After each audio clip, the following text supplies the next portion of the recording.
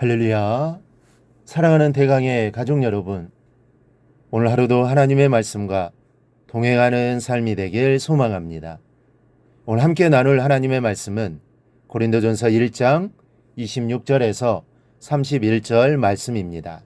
형제들아, 너희를 부르심을 보라. 육체를 따라 지혜로운 자가 많지 아니하며 능한 자가 많지 아니하며 문벌 좋은 자가 많지 아니하도다. 그러나 하나님께서 세상에 미련한 것들을 택하사 지혜 있는 자들을 부끄럽게 하려 하시고 세상에 약한 것들을 택하사 강한 것들을 부끄럽게 하려 하시며 하나님께서 세상에 천한 것들과 멸시받는 것들과 없는 것들을 택하사 있는 것들을 폐하려 하시나니 이는 아무 육체도 하나님 앞에서 자랑하지 못하게 하려 하심이라. 너희는 하나님으로부터 나서 그리스도 예수 안에 있고 예수는 하나님으로부터 나와서 우리에게 지혜와 의로움과 거룩함과 구원함이 되셨으니 기록된 바 자랑하는 자는 주 안에서 자랑하라 함과 같게 하려 함이라. 아멘. 이 고구려 평원왕 때 눈먼 어머니를 봉양하기 위하여 남는 옷차림으로 거리에서 구걸하고 다니던 온달이라는 총각이 있었습니다. 사람들은 모두들 바보 온달이라고 합니다. 평온함은 늘상 울기를 잘하는 어린 딸 평강공주에게 그렇게 자주 울면 커서 온달에게 시집 보내겠다라고 버릇처럼 말했는데 공주는 자라면서 진정으로 자신이 시집 갈 사람은 온달인 것으로 알게 됩니다. 후일 공주는 장성하여 온달에게 시집을 보내달라고 합니다. 이 말에 놀란 왕이 전에 한 말은 울음을 그치게 하려고 둘러댄 하나의 방편이었다라고 설득을 합니다.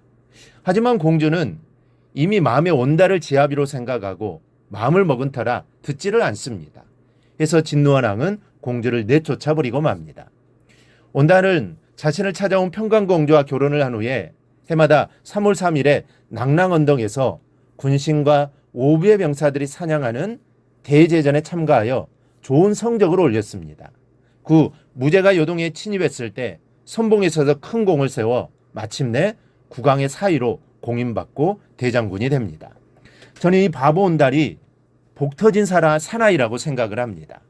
먼저 공주의 사랑을 받을 만한 아무런 자격이나 이유가 없음에도 불구하고 바보라고 놀림을 받던 사람이 공주의 남편이 되었기 때문입니다. 적어도 왕의 사이가 되려면 나라 안의 귀족의 자제이거나 아니면 이웃 나라의 왕족이거나 하다못해 양반은 돼야 하지 않습니까? 그러나 온달은 왕족도 귀족도 하다못해 양반의 끈앞풀도 되지를 못했습니다. 봉양하고 있는 눈먼 어머니는 걸림돌이 되면 되었지 부마가 되기 위한 자격과는 거리가 멀었습니다. 구걸을 해야 먹고 살 수 있는 가난한 바보라 놀림을 받는 천한 모습 또한 부마가 될 자격이기는커녕 오히려 결격사유가 되는 조건입니다. 그러나 온통 결점투성이요 결격사유로 휩싸인 온달이 부마가 될 수 있었던 단 한 가지 이유는 공주의 사랑 때문입니다. 그것도 오로지 자신만 생각하는 일편단심의 사랑입니다. 그러니 어찌 복 터진 사나이가 아니겠습니까? 사랑하는 여러분, 저는 바보 온달을 생각하면서 우리가 바로 바보 온달이 아닌가 하는 생각이 듭니다. 우리가 하나님의 이 크신 사랑을 받을 만한 단 하나의 자격이라도 갖춘 것이 있습니까? 아니면 우리가 하나님을 알기라도 했습니까? 우리가 천사의 아름다운 모습이라도 가졌습니까? 여러분, 전혀 없습니다. 그럼에도 하나님께서 독생자 예수를 우리에게 보내주셨고 그 아들을 죽이심으로 우리를 사랑하심을 나타내 보여주셨고 또 그 아들의 피의 공로로 우리가 하늘나라의 왕자요 공주가 되게 하셨습니다. 그러니 우리가 복 터진 사람들이 아니면 무엇이겠습니까? 또 하나는 온달이 한 일은 아무것도 없다는 것입니다. 전부 공주가 한 것입니다. 제 발로 찾아온 것도 공주요. 찾아온 아내가 되어준 것도 공주요. 출세를 하게 된 것도 공주 때문입니다. 우리 또한 같습니다. 이 곰곰이 생각해봐도 우리가 한 일이 하나도 없습니다. 그럼에도 진홍같이 붉은 죄를 용서함 받았습니다. 심판을 면함 받았습니다. 죽음을 이기는 부활을 약속받았습니다. 하나님의 나라를 유업으로 받았습니다. 도대체 우리가 무엇이라고 하나님의 그 크신 사랑을 받고 하나님의 아들께서 우리에게 오셔서 이유도 없는 사랑을 주시면서까지 우리를 결국 하나님의 자녀로 만들어 주셨냐는 겁니다.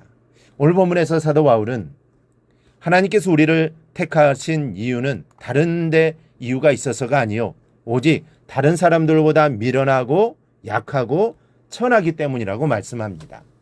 똑똑하고 강하고 능력이 많아서가 아니라는 것이죠. 세상 사람들은 일꾼을 뽑을 때 당연히 이런 사람들을 택할 겁니다. 그런데 하나님은 정반대의 사람들을 택하셨다는 것이죠. 그 이유는 이들을 택하셔서 지혜롭다고 하는 사람들을 부끄럽게 하시고 강한 자들을 부끄럽게 하시고 있는 사람들을 패하게 하시기 위함이라는 겁니다. 여러분, 우리는 우리가 지혜로워서 선택된 것이 결코 아니라는 것을 알아야 합니다. 우리가 잘나서 선택된 것이 아닙니다. 오히려 미련하고 약하고 천한 사람들이었음을 우리는 기억해야 합니다. 이것을 알 때 하나님의 은혜를 받을 수가 있습니다. 물은 위에서 아래로 흐릅니다. 절대로 변할 수 없는 자연 법칙이죠. 하나님의 은혜도 낮은 곳으로 흘러듭니다. 교만하여 머리를 들고 고자세로 있으면 하나님의 은혜를 받아 담을 수가 없습니다. 낮아야 하나님의 은혜가 옵니다. 더 이상 낮출 수 없는 데까지 낮추면 하나님은 더할 수 없는 은혜를 주시는 겁니다. 내가 미련하다는 것을 알면 알수록, 내가 약한 것을 알고 고백하면 할수록 하늘의 지혜와 하늘의 능력을 베풀어 주십니다. 이 사실을 알고 이 시간 겸손한 마음으로 기도하시기를 바랍니다.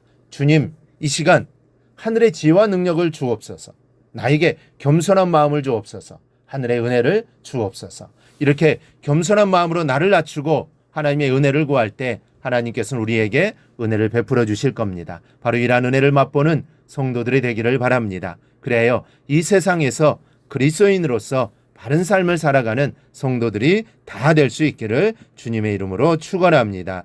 오늘 묵상한 말씀을 굳게 잡고 삶으로 실천하며 살아내는 대강의 모든 성도들이 되기를 축복합니다.